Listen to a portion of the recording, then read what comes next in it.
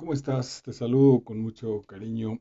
Bienvenidos a una entrega del canal de Master Vidal, de esta línea original con la cual empezamos a trabajar, que es desarrollar los niveles de lectura, básicamente el nivel psicológico y el nivel de la espiritualidad y de la parte del asunto mítico en las novelas, en los trabajos extraordinarios de un montón, ahora ya casi 50 o tal vez más, de los autores y de las obras que hemos ido trabajando.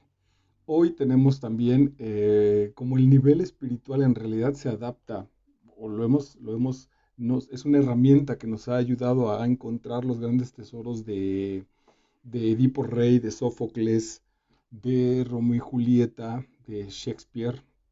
Te estoy citando obras pues con milenios de tradiciones, centenas de tradición, en el caso de Romeo y Julieta, centenas de años de tradición, o situaciones aquí solo por ir leyendo, pues trabajamos el lapando del maestro Revueltas, de un texto de la crisis por ahí de 1968, de cuando el maestro Revueltas estuvo incluso preso, o el llano en llamas de Rulfo, hasta El viejo y el mar, que han sido nuestras más recientes entregas de Hemingway, o El extranjero de Albert Camus, y de quien estamos preparando otra obra que será La peste con próximo estreno aquí en nuestro canal. Hoy vamos a trabajar al maestro William S. Burroughs. William S. Burroughs.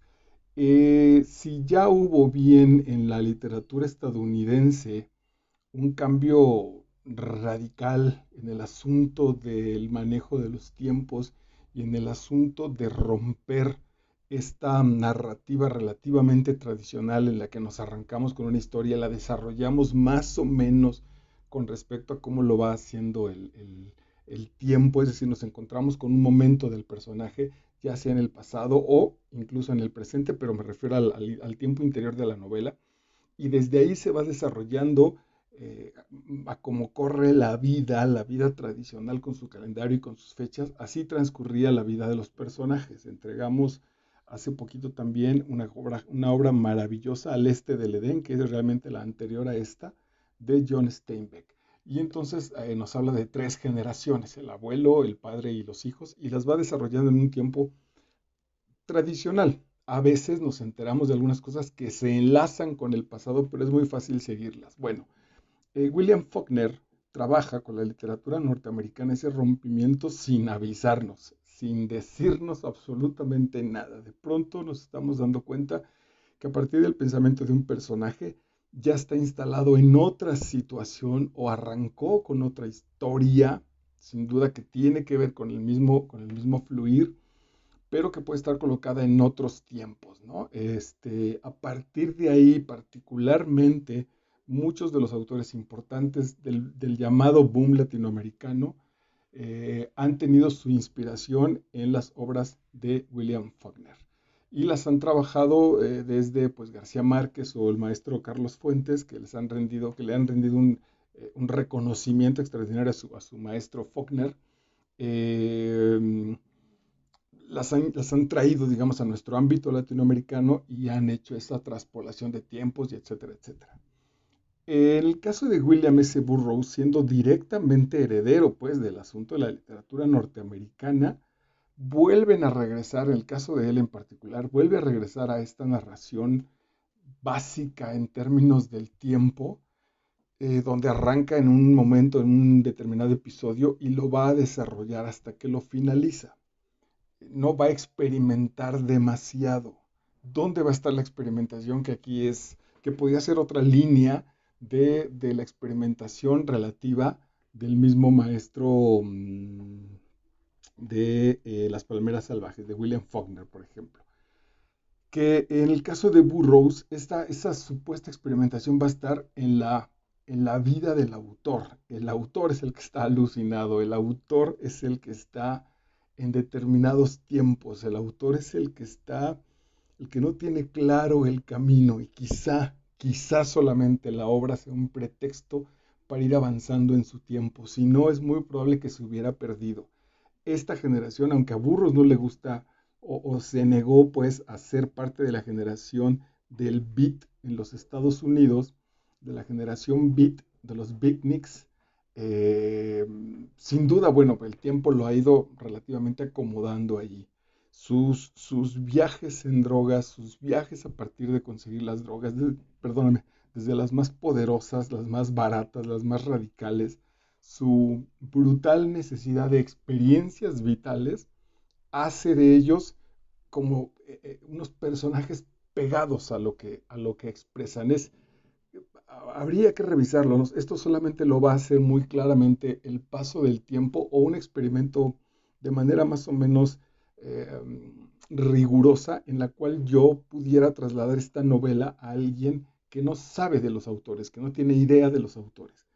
Y aún así tengo muchas dudas si no se encontraría como que está imbuido el sistema. No, en este caso, con toda la precisión, lo que han vivido los autores con las expresiones artísticas, en el caso de las novelas, es un solo sistema, tiene una referencia, se afectan de manera directa una a otra. Entonces pensaría, recordarlo decía porque William Faulkner en su alcoholismo y en su alucinación casi termina loco el tipo a partir de sus experiencias alcohólicas, plasmadas no de manera directa como tal, sino siempre reconvertidas en el asunto artístico, pero al final de cuentas expuestas ahí en situaciones verdaderamente brutales. Ese rompimiento de tiempos, por ejemplo, lo toman los maestros latinoamericanos, como te dije, pero ¿qué tal si acá la generación Beat y en particular Burroughs toma ese reventarse del autor, el personaje principal al final de cuentas de la literatura y de la obra de William S. Burroughs es el mismo Burroughs. Es tan importante lo que hizo en la vida como lo que escribió, como el cine donde trabajó, como en un momento te voy a platicar este asunto, esta anécdota por la cual es él quizá más conocido que propiamente su obra. Hay gente que sabe más de este loco por lo que hizo en eso que te voy a platicar en un momento, que la gente que haya leído sus textos. Entonces, esta novela que nace por ahí de los 40, que viene en una generación que le toca pasar por las guerras, que ve a sus países, que ve a su país lanzado a las guerras, que está en la formación de este estilo americano, del American Way of Life, y que ellos renuncian, que él dice, pues no, no me atrae convertirme en soldado o ir a la guerra para que mi país progrese, cuando él mismo sabe que ha venido de una familia. En algunos casos de estos autores sí de situaciones verdaderamente miserables y complicadas que encontraban que su país el asunto no era entonces parejo, y en otras, aunque no era así, sí detectaban un vacío, es decir, si este vacío existencial me lo va a llenar la guerra, esta generación dice no, prefiero llenarlo con el arte, con las crisis, con el alcohol, con las drogas. Sonará paradójico, pero un poco la apuesta es prefiero llenarlo con el vacío antes de, no sé si, tampoco era una cuestión pacifista. El asunto de la vida diaria, por ahí también podría estar, aunque es posterior, Charles Bukowski, este asunto de la vida diaria, el sostén, la guerra de la vida diaria, el despertar en la cruda y conseguir cómo alivianarla, a mí me parece que esa es la enorme batalla que estos autores plantean. Y no tienen ningún reparo en escribirla así como aparece. Es tan importante, tan brutal el cuadro con el que se enfrentan en su realidad, que no hay manera ni de recomponerla, ni de hacer que se vea linda, ni siquiera de hacer que se vea peor. Así está. Y casi, digamos, que así la trasladan. Y entonces, en el caso de Bukowski, que no está propiamente metido en la generación Beat, porque decía que es posterior, él se crea un personaje que es Chinansky, que Chinansky es un alter ego de Bukowski. Bueno, en el caso de Burroughs también hay el narrador, va a ser básicamente también su propia experiencia y su propia voz. Entonces, prepárate para cuadros salvajes, para pasajes crudos, y también te diría para una narrativa en la que si la vemos como los lectores que estamos entrándole a una novela para enterarnos de qué va a pasar, de dónde se mueve nuestro héroe, te vas a decepcionar. Porque aquí estamos aquí también haría la referencia con otro norteamericano maravilloso también, este, tampoco puesto aquí en realidad, aunque él, no, no, finalmente él es mucho más independiente en sus trópicos, el de Capricornio y el de Cáncer, el maestro Henry Miller. Sobre todo al final del trópico de Cáncer, sale a caminar por las calles, me parece que de Nueva York, y ahí encuentra la vida. Ahí dice, de aquí soy, no por la ciudad, sino esta es la vida, el tránsito, los sonidos de los automóviles, la grasa que tiran los camiones, el humo que se suelta, la vibración de las cafeterías. Aquí está la existencia. Y dice, entonces voy a empezar a aplanar estas calles, a pisarlas, a dejar mi huella en ellas y a fundirme en ese pavimento, que es verdaderamente maravilloso, porque incluso este afán del hombre lo encuentra ahí. Ese camino que encuentra Miller, estos hombres no lo encuentran.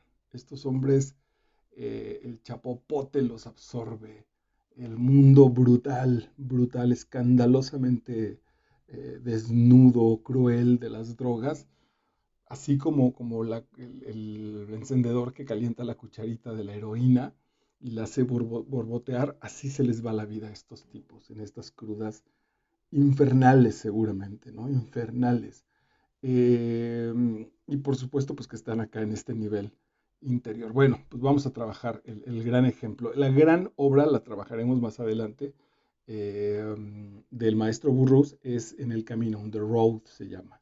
Ese es el gran texto por el cual es muy, muy, muy conocido. Lo trabajaremos. Hoy me aposté un poco para este fin de año. Hoy es 26 de diciembre para que fuera una lectura ligera, una lectura que alcances a trabajar en los próximos 3 días. Está colocada en PDF en internet, entonces, bueno, pues la buscas y la podrás leer en 3 días, en menos, pues incluso en un buen par en un trío de buenas horas, ahora en tus vacaciones, puedes revisar la novela. Estamos hablando de Marica, la obra se llama Marica, de William S. Burroughs. Burroughs nació el 5 de febrero de 1914 en San Luis, Missouri, debe ser, y murió el 2 de agosto también en los Estados Unidos de 1997. Algunos han comparado su literatura a la altura de, por ejemplo, de Rimbaud o de Genet o de Villon, estos franceses, pues casi incluso algunos de la literatura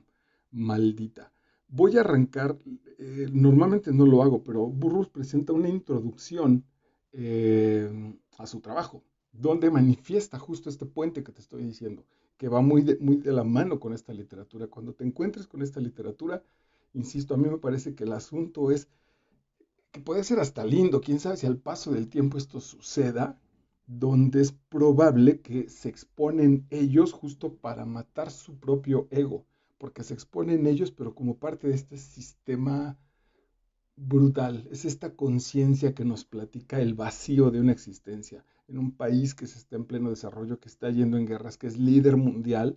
Si te metes a sus calles, si te metes a sus casas, si rascas tantito ahí, casas de Nueva York, de Los Ángeles, de Filadelfia, de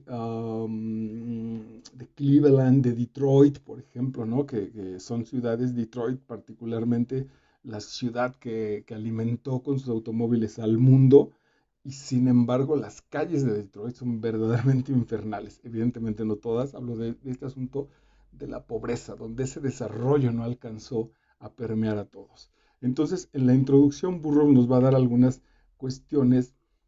Es interesante, la plantea como él ya escribió la novela, han pasado unos años, creo que esta es la segunda edición, y entonces nos va a platicar, nos va a compartir algunas cosas ahora de esta lectura que hace para esta edición o para este estreno de su novela que ya había sido escrita, pero que no había sido puesta en impresión, que no había sido puesta al público. Hay un elemento que te decía que te voy a platicar, que es quizá el más importante en términos históricos y personales de Burroughs. Burroughs estaba en México, tenía ya muchos problemas con el asunto de las drogas, era cara, era pobre, no quería trabajar, él tenía una pequeña herencia que al cambio de pesos con dólares resultaba que en México le daba para llevar una vida de borracho, de dormir en hoteles, de rentar un buen lugar en cualquier buena colonia de México, de comer muy bien, de comprar armas.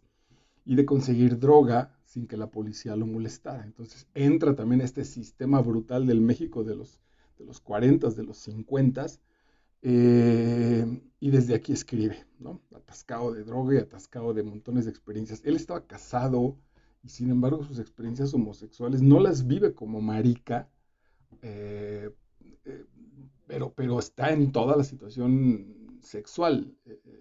Seduce a los chamacos, paga a prostitutos, etcétera. Tiene una relación absolutamente homosexual, pero él lo vive como una, no doble moral, como un doble personaje, como un personaje que se desdobla. Más bien me da la impresión incluso de que se mete a este mundo de los bares y de la situación gay, y desde ahí es donde tiene su doble moral. Desde ahí los gays le reclaman que tiene una doble vida, como si nosotros le reclamáramos, o yo, perdón, pues si nosotros, yo le reclamara desde mi heterosexualidad a alguien que escondiera su homosexualidad. En el caso con burros funciona, en el mundo de la homosexualidad le reclaman esta supuesta heterosexualidad al estar casado. Bueno, estaba en México con su mujer, absolutamente pasados los dos de drogas, de alcohol, y le pide a la mujer que se coloque una manzana en la cabeza, que él va a jugar a Guillermo Tell. Entonces él, a unos cuantos metros,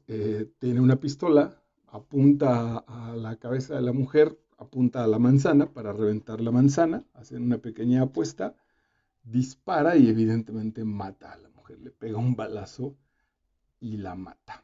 Y entonces, pues otra vez, debido al sistema, a la corrupción, a un montón de situaciones, eh, puede andar libre en la calle. Y cuando escribió esta novela, y entonces mientras la prepara y la lee y la vuelve a leer, en este caso, recuerda que la escribió justo en ese momento, ¿no? Bueno, en el momento, al mismo tiempo que sucedió ese brutal evento. Y entonces él dice, cada línea de la novela marica me lleva irremediablemente para allá, y es entre infernal y liberador lo que estoy sintiendo y lo que estoy viviendo a partir de la lectura de Marica, en este caso de él mismo. Bueno, en la introducción nos dice Burroughs, los barrios bajos no tenían nada que envidiar a los barrios bajos de Asia. Está hablando de México, de la Ciudad de México, en cuanto a suciedad y pobreza. La gente cagaba en la calle y después se acostaba encima mientras las moscas le entraban y le salían de la boca. Esto pasaba en la Ciudad de México en esos años, que te digo, creo que sí está el año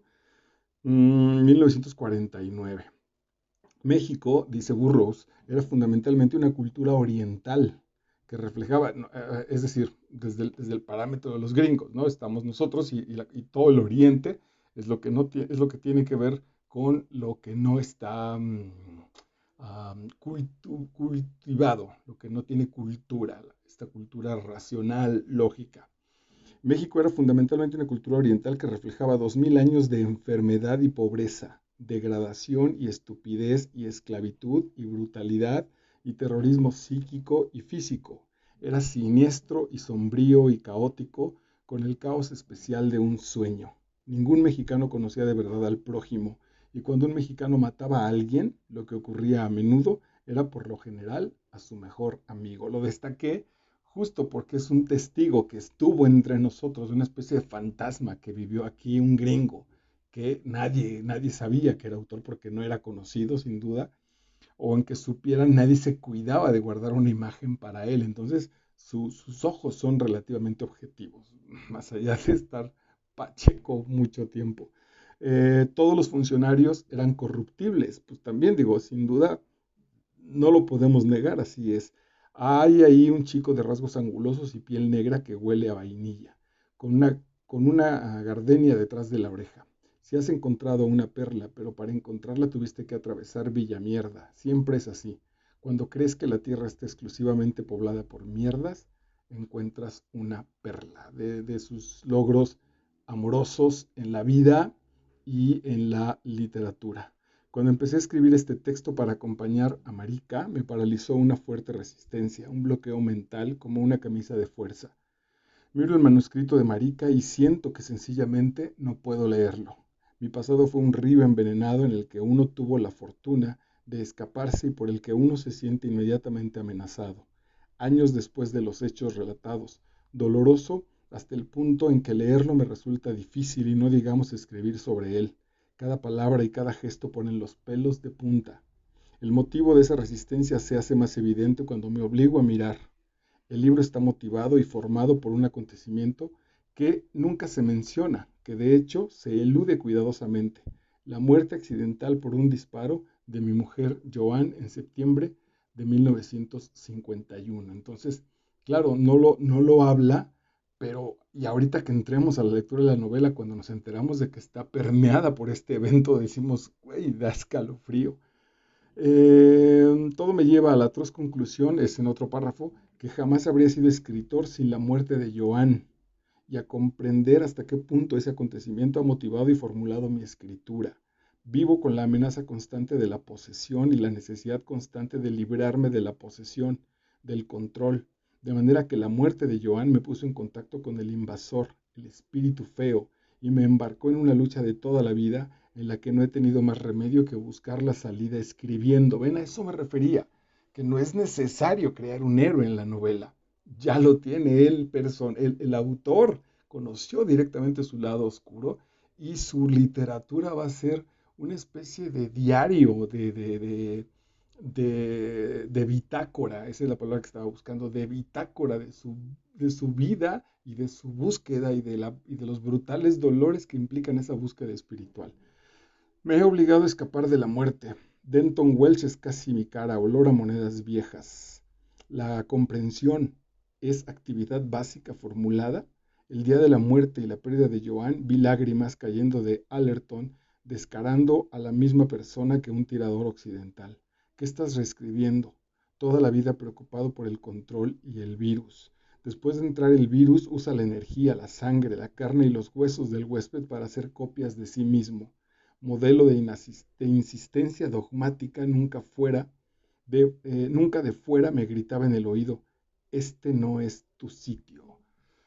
Ah, o sea, imaginen pues qué fuerte, qué complicado, qué interesante, qué bello y poderoso y qué sacrificado el asunto de entrar a esta literatura que nos comparte, que es testimonio de un tipo al que la vida, esta voz de control, está diciendo: este no es tu sitio. Ahí está el nivel espiritual. Este no es tu sitio de manera constante, este no es tu sitio, este no es tu sitio. Yo no sé, aquí el punto es que si esta misma voz se la dijeron a San Juan de la Cruz y entonces escribió La noche oscura del alma y se potenció y lo hicieron santo.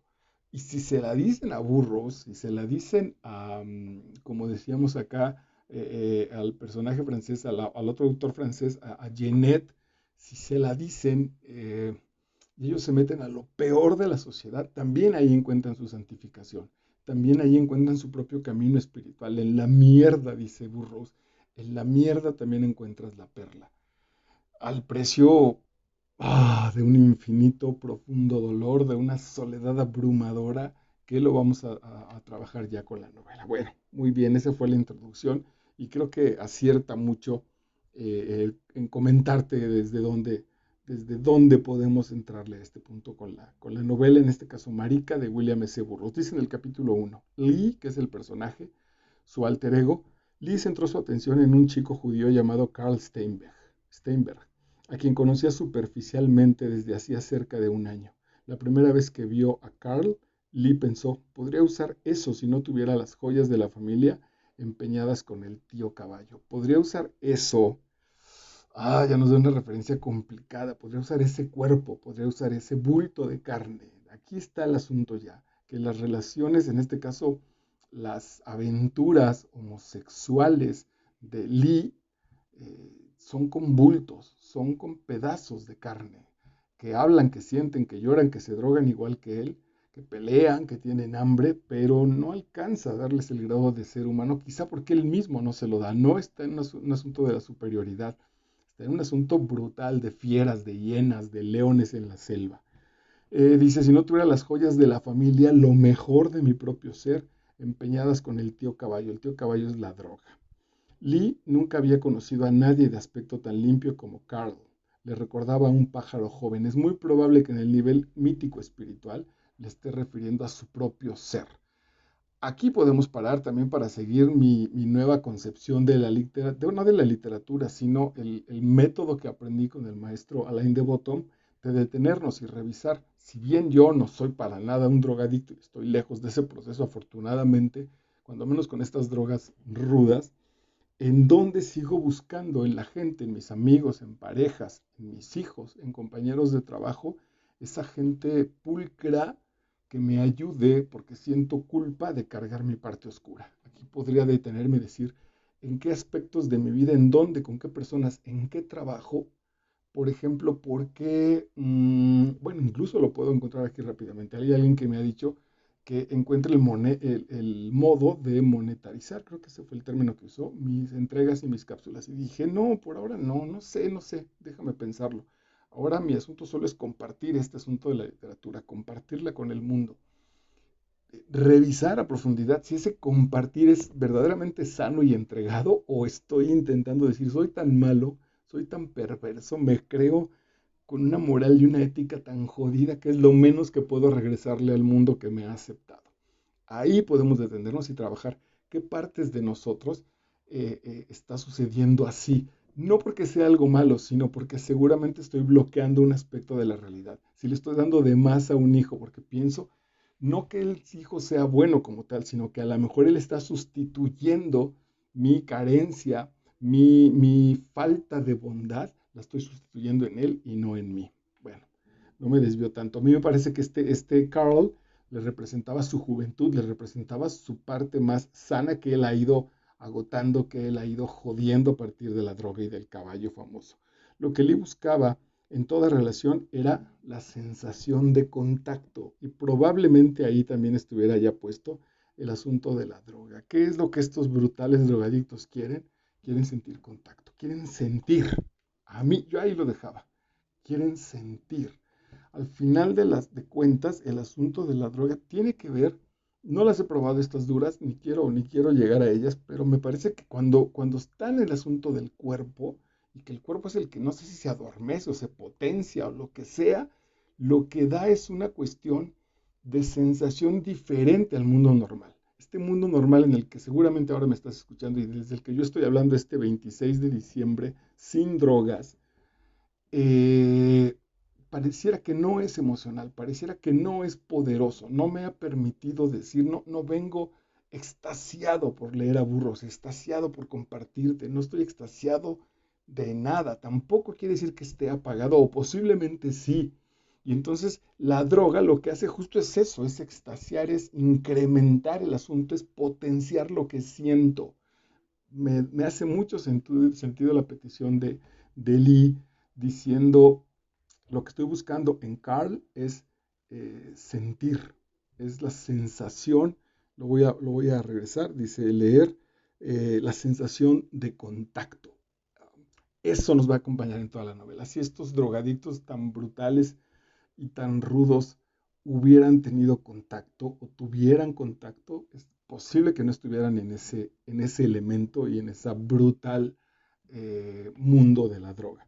El lento goteo del odio de Moore le había grabado arrugas decrépitas en la cara, había envejecido sin la experiencia de la vida, como un trozo de carne que se pudre en el estante de una despensa. Por eso dice en el primer capítulo, podría usar ese cuerpo, porque son trozos de carne y esta despensa donde se pudren, sin duda, es la vida. Una vida que sobre todo no da contacto. Seguro tuvo que venir de una infancia, pero que aún después de esa infancia no alcanzo a encontrar yo el contacto. No alcanzo a encontrar qué en la vida me hace sentir. Para empezar, sentir. Y después ya amado, protegido, extasiado, emocionado, etcétera. Ok, más adelante dice, Moore no tenía tuberculosis, ni problemas de riñones, ni fiebre intermitente. Su enfermedad era la muerte, como la de todos los seres humanos. Tenía la muerte en cada célula del cuerpo. Despedía un ligero y verdoso vapor de descomposición. Lee imaginaba que brillaba en la oscuridad. Esto está interesante, está padrísimo. Nuestra compañera, más allá de situaciones metafísicas, por eso les digo que valdría la pena, seguramente por ahí debe haber alguna tesis ya escrita, de la literatura mítica, de los viajes espirituales como tal, porque la única diferencia aquí es que San Juan de la Cruz se hinca ante eso que está sintiendo y empieza a ver el brillo en el aura de los seres humanos.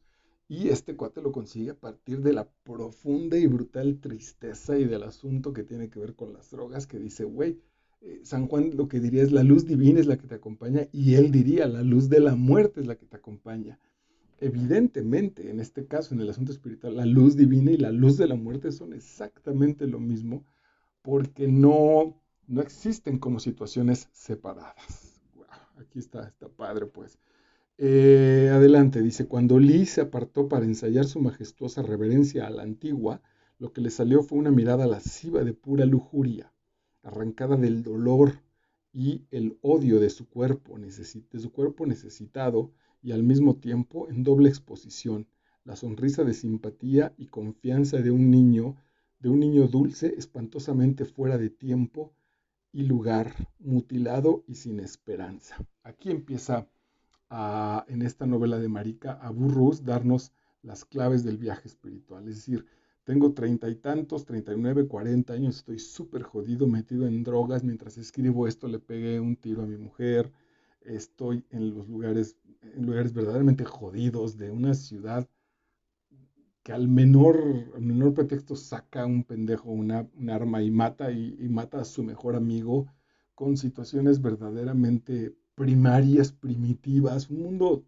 salvaje, porque finalmente no he superado, no he dado el siguiente paso para seguir viviendo como con la confianza de un niño dulce espantosamente, fuera de tiempo y lugar, mutilado y sin esperanza.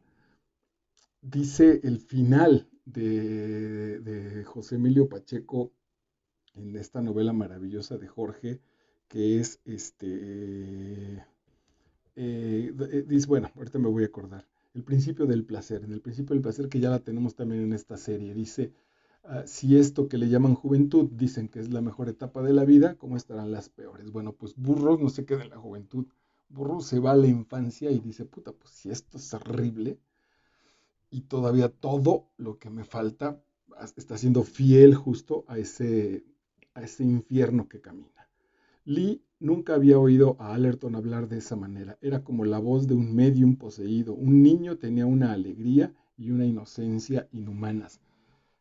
Estas relaciones tan, tan brutales, tan poco sutiles, tan violentas, tan cercanas, al final de cuentas han permitido como estar escarbando, como estar jodiendo ahí, rompiendo, arañando, y permiten de vez en cuando encontrar que atrás de ese personaje brutal, soez, vulgar, cruel, está un niño. Como todos nosotros, detrás está un niño herido, además. Eh, Ese es el punto que logra. Estas relaciones donde se encontró con un tipo que se ligó en el cine, se metieron a un hotel a coger de manera violenta, sin ningún cuidado, y bueno, después de eso siguen una borrachera, se ligan otros dos, estoy poniendo ahí ejemplos que pueden aparecer quizá en otra novela, donde después aparecen en una cruda como, casi como sin ningún sentido, porque tampoco hay un sentido de culpa, por ejemplo, no es a la mexicana que se sientan culpables, se gastaron el dinero, no, es un andar en la nada, es un caminar en calles llenas de vómito y saber que la siguiente calle tiene vómito y la siguiente está así. Y entonces en eso irla medio pasando, en ese mar de desechos, intentar ir pasándola lo menos peor. Ese es por ahí el sentido que está por debajo de esta escritura. Ese conductor, por ejemplo, odia a los gringos, pero si mata a alguien, cosa que probablemente hará, no será un norteamericano, será otro mexicano, quizás su mejor amigo. Los amigos son menos aterradores que los desconocidos. Se mata por miedo, se mata por terror. Eso es maravilloso, eso Burro lo alcanza a ver en nuestra cultura, este famoso y tan aclichado y espantoso y nefasto asunto de que los mexicanos amamos la muerte. No es cierto, le tenemos muchísimo miedo y le tenemos miedo a la muerte porque básicamente le tenemos miedo a la vida. Ese es el punto. tenemos una vida miserable que se la arrancamos a partir de burlas y de bullying y de agandalla y de desmadre, se la arrancamos a los otros. Burros entiende eso. Burro sabe que hay dos pendejos en la cantina que se sacan la pistola y están dispuestos a matarse, porque lo que no están dispuestos a hacer es a reconocer que tienen miedo.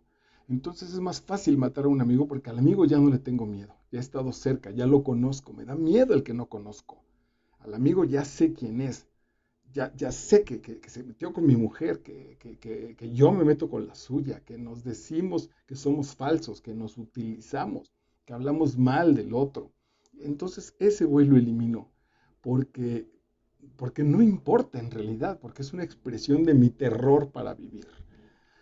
Ok, el apartamento estaba invadido por un desorden aparentemente irreparable. De vez en cuando se veía algún esfuerzo inútil por poner las cosas en pilas.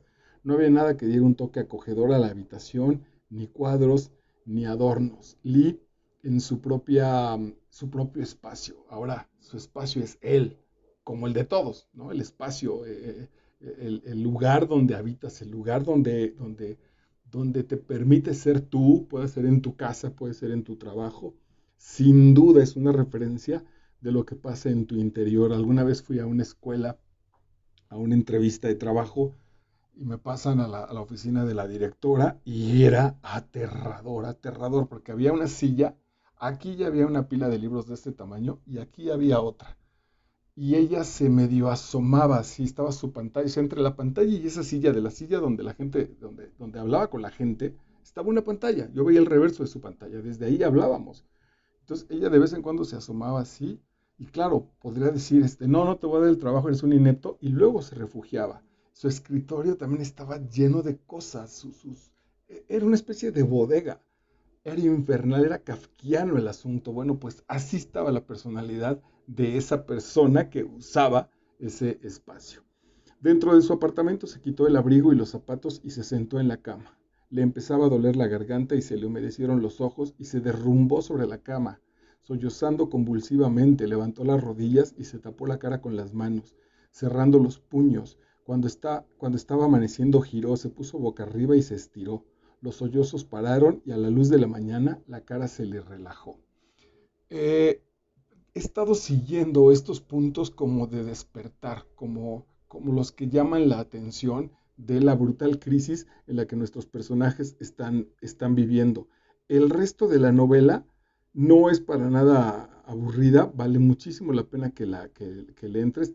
Si ya la leíste, pues te diste cuenta de esto, porque el resto de la novela es caminar en esta arena, caminar, yo decía, en este vómito, avanzar en estos charcos de vómito y de vez en cuando se dan cuenta de esto y entonces despiertan y lloran y se ponen en crisis y gritan que ya estuvo bien, que ya basta y apenas se sienten bien o apenas se recomponen de esa situación y vuelven a caminar en ese, pues sí, en ese brutal descomposición citadina, ¿no? Aquí también lo pensé, seguramente porque lo tiene y además porque lo trabajé hace poquito, el cuento de Nos han dado la tierra de Rulfo en el llano en llamas, estos campesinos que se ponen a caminar a la mitad de esa calle, de esa tierra que casi los rechaza, que cuando cae una gota de agua, dice Rulfo en una de las partes, ¡fuac!, casi desaparece y es absorbida y se la pelean el sol, la brutal sed de la tierra y quizá algún bicho, alguna raíz cercana. Sobre ese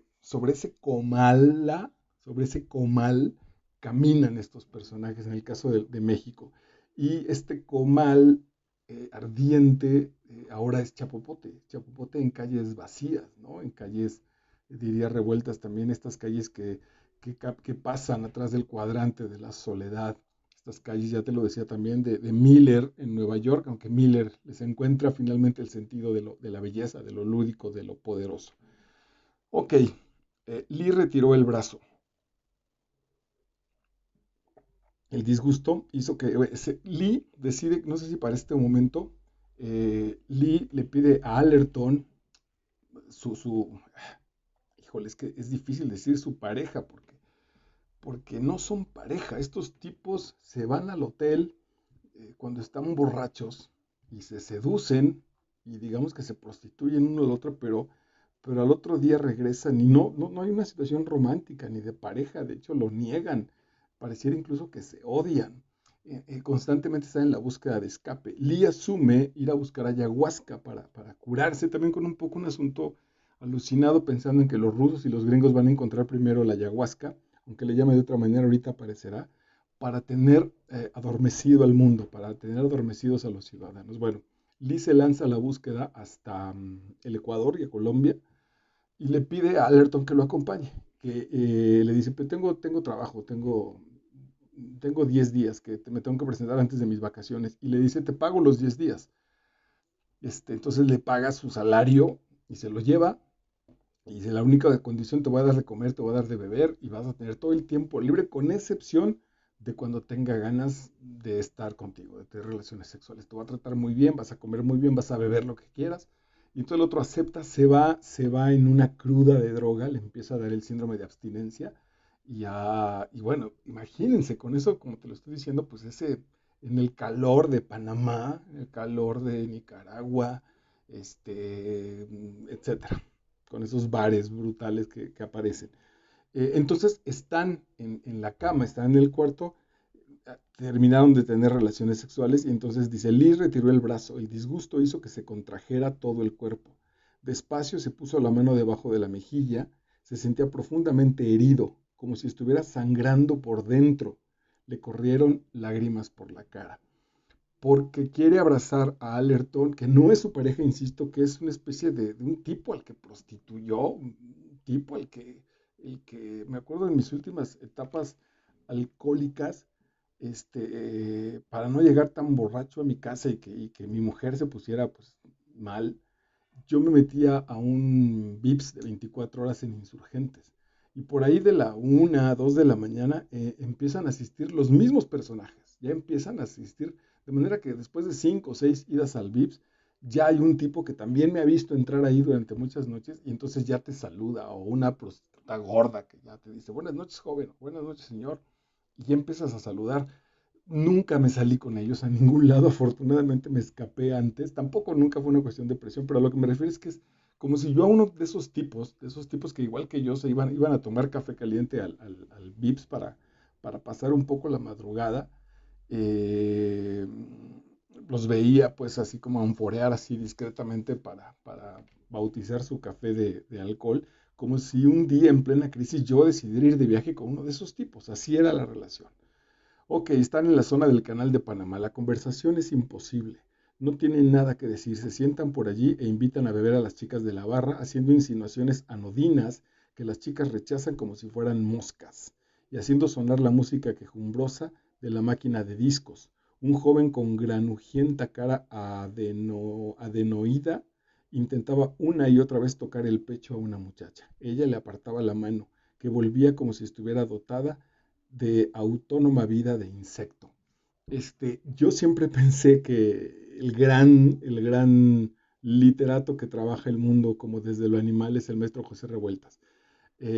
Bueno, pues aquí Burros también está en un mundo así, un mundo animalesco, un tipo que parece simio mientras le intenta tocar, mientras está esta música brutal. Ahí también Fernando Vallejo lo tenemos trabajado en La Virgen de los Sicarios, de esta música de las zonas de venta ambulantes en Cali, en Medellín, que dice, caminan como bestias, el mundo es bestial.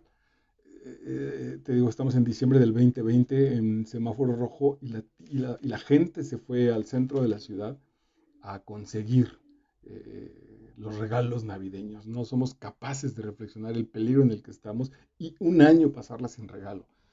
Gana ese instinto bestial, ese instinto de consumir, de drogarme, de llenar ese brutal vacío que siento. Esa noche soñé que finalmente encontraba a Allerton. Termina el viaje, no encuentran la ayahuasca, están a punto de acusarlos con la policía. Entonces, cuando menos nuestro personaje toma un vuelo me parece que desde Panamá llega a Panamá y se regresa a México buscando a Allerton, a quien lo dejó. Lo dejó por allá tirado, le dijo, bueno, se pelearon y por allá lo botó. Él viene hastiado, le fue fallido su viaje porque no encontró la famosa planta. La gente se la niega porque dice, ¿quién le va a dar quién le va a dar una planta a un pinche yonki nefasto, un güey que además está desperdiciando su vida? Son jóvenes, son fuertes, son inteligentes, en este caso escriben.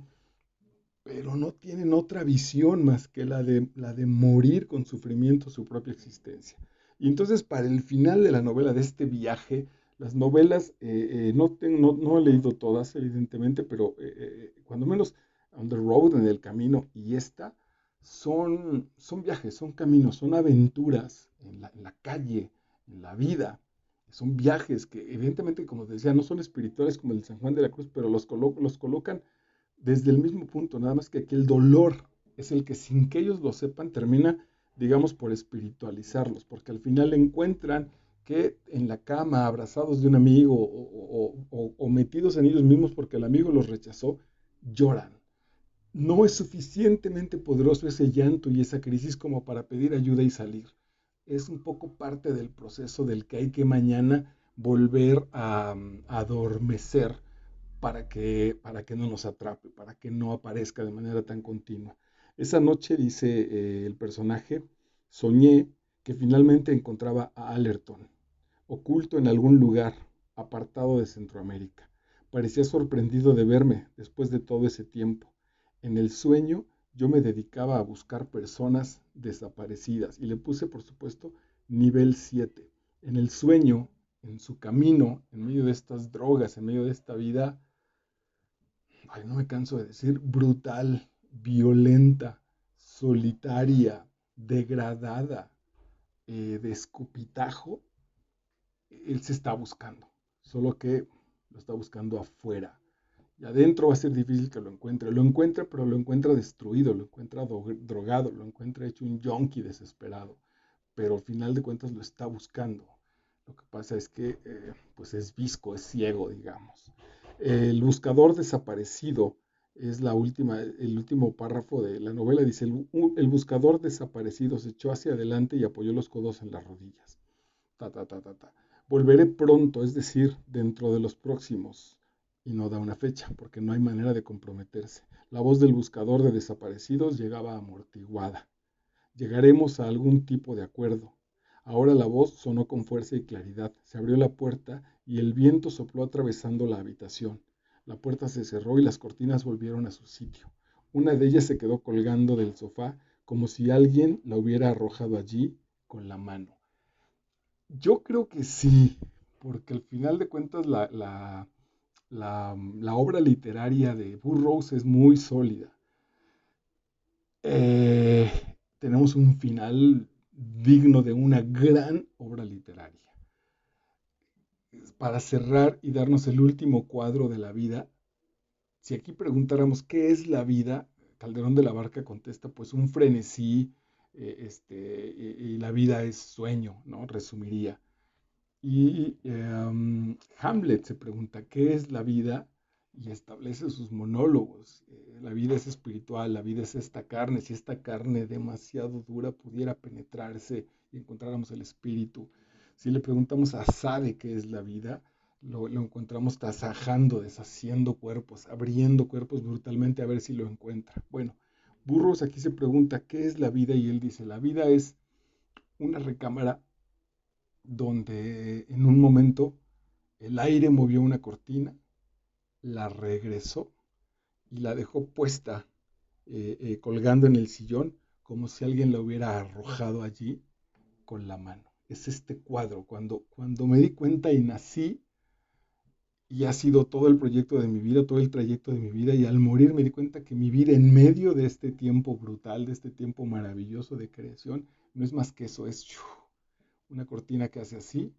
Cuando la cortina hizo así, ahí apareció la vida de Marco. Cuando la cortina regresó, se lo llevó. Y luego la cortina queda colgada del sillón, pero aquí atención, como si alguien la hubiera arrojado con la mano. No sé si Burroughs está pensando en Dios o si sabe que él mismo fue quien arrojó su propia existencia y la dejó allí puesta. Ah, todavía podemos hacer tiempo junto con Alain de Botton. ¿Qué quieres de tu vida? ¿Quieres que al terminar tu vida sea una cortina arrojada en un sillón? ¿O quieres que al terminar tu vida sea un Guernica, o sea una sinfonía, o sea una fuga de Bach, o sea una obra de Shakespeare, o sea el padre de unos hijos profundamente amorosos y agradecidos, o sea, el corazón del soldadito de plomo, porque encontró el amor y porque se entregó a él, ¿dónde quieres estar? ¿Dónde quieres colocarte? ¿En un trapo que se hizo así y fue arrojado o en todo lo que te he mencionado? Cualquiera de las dos, por eso es valioso, porque en esta cortina que mueve el viento y que luego queda caída sobre el sillón, hay valor, hay que tener valor para vivirla. Hay que tener valor para vivirla, para desnudarse y exponerla así, a lo bruto, en el camino, como este santo mundano de William Burroughs. Muchas gracias. Soy Marco Vidal y estoy para servirte. Chao.